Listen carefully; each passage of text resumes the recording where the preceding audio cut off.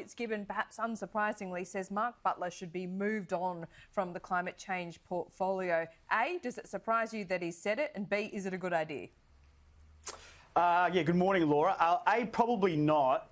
B, I mean, let's be frank, the government's going to be the first mover here. I think the Prime Minister's already flagged there'll be a reshuffle after the last sitting fortnight of the year, obviously with Matthias Cormann moving on. So he'll make some rather big changes, and there'll be an opportunity for Anthony Albanese at the halfway mark of this electoral term to basically make some changes too, to work out which team he wants to take to the next election. We know that we've got Ed Husic sort of more or less just standing at the moment as Shadow Minister for Agriculture and Resources. I suppose I'd be surprised if that's the portfolio that he has after a reshuffle too. So there will be an opportunity for Anthony to put his stamp on that. And if there was going to be a move for Mark Butler, to be frank, I think he's been a fantastic and consistent performer for Labor.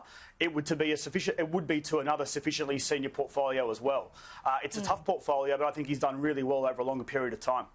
Yeah, and look, Joel Fitzgibbon made that point as well, to be fair. He says that there just needs to be a new face, a fresh start when it comes to climate change policy. He also made the point, James, that Labor needs to stop arguing, I guess, against government policy so much. They need to kind of keep the government and hold the government to account on the promises it is making, rather than putting the focus back on themselves and what targets they would take at the next election.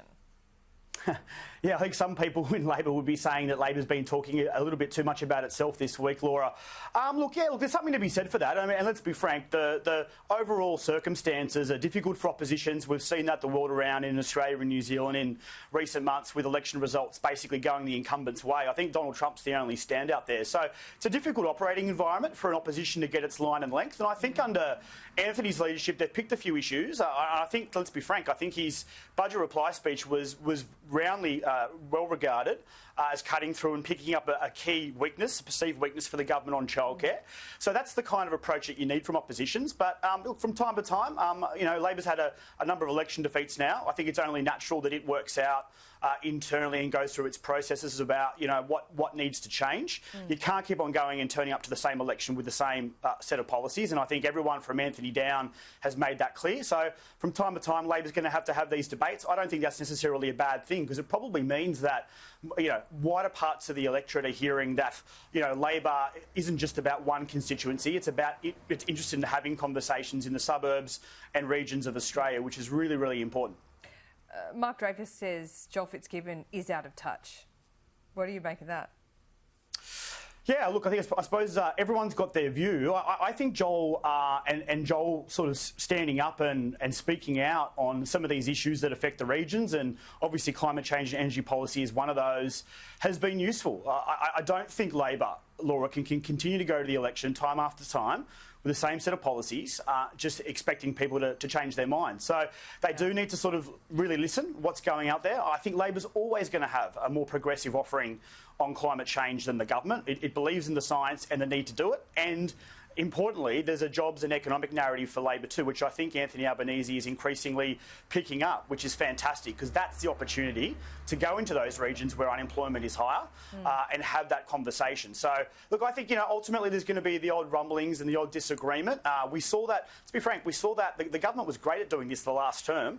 They changed prime ministers, they were fighting the whole time, and then they won the election at the end of the day. So it is possible to have a little bit of dissension from time to time. I think the important thing is making sure that you have that conversation all across the country. I think that's the key point that Joel's been making, and hopefully we'll see more and more of that from Labor in the next half a term. Interestingly, I've had some feedback from Labor MPs and staffers just after Joel Fitzgibbon asked for Mark Butler to perhaps be recirculated or get another portfolio.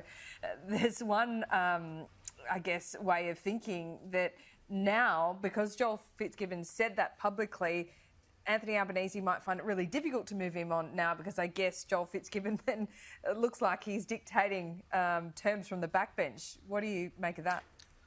Yeah, look, it's a bit of a challenge, but these reshuffles are a big jigsaw puzzle, and I think that I actually think the only way that a move for Mark could work anyway would be for him going to a sufficiently senior portfolio that he was comfortable with, because I think he's actually one of Labor's better performers. Yep. He cuts through. He's been really good at managing a challenging set of stakeholders on a challenging policy area for a number of years now, and I think Joel makes that point too. So I think that would be the only way it would work. But yeah, look, I understand that. But look, ultimately, this is really about what team does Anthony want to take forward to the next election, and who's best in key positions, you know, the economy, health, education, and obviously climate change, those key portfolios, who are going to continue to punch through and to find gaps in the government's narrative and the government's performance and start to craft Labor policies and messages and cut through. And I think Mark's got an incredibly important role to play. So, yeah, I mean, watch this space, I suppose, over the coming weeks and month or two.